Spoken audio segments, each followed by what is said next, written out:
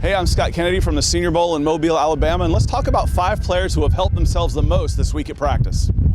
Hamsah Nasrildeen, the safety from Florida State, has been listed on several mock drafts as a late first-round pick. There's only so much higher you can rise, but his stock was still up after an impressive showing at the Senior Bowl. He's a jumbo safety who is an enforcer in the box. In 2019, he posted 101 tackles with 3 forced fumbles, but he's more than just a hybrid linebacker.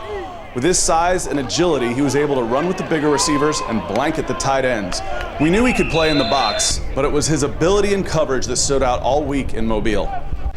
Trey Brown was considered a day 3 pick at best heading into the Senior Bowl, but he may have had the best week in coverage of any defensive back in attendance.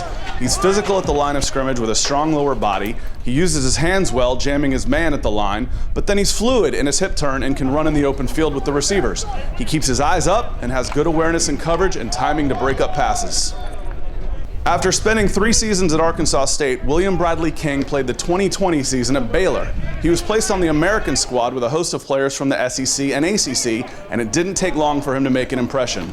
Despite being considered a bit undersized at 6'3" and 3/8 and 254 pounds, Bradley King was stout against the run and could bull rush considerably bigger offensive tackles. He was comfortable on either side of the defensive line and overmatched tight ends that tried to block him one-on-one. Identical in height to Bradley King, Basham Jr. carried an extra 30 pounds and spent the week on the interior.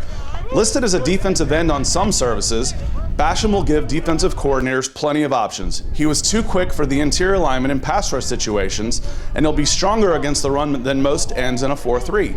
Basham had a burst off the ball that was unmatched at defensive tackle, and he was adept at using his hands and technique to split the gaps between the guard and the center. It can be difficult for linebackers to stand out in a practice setting. Until a linebacker is allowed to hit and be hit, it's tough to know what he's capable of. But that didn't stop Justin Hilliard from making an impression in pass rush drills against the running backs. For the most part, the running backs handled the linebackers well in pass protection 1v1s, but no one could stop Hilliard. He was able to use his agility to get his opponent off balance before going around or through them. He measured just short of 230 pounds and showed that he can be an asset as a 3-down linebacker on the next level.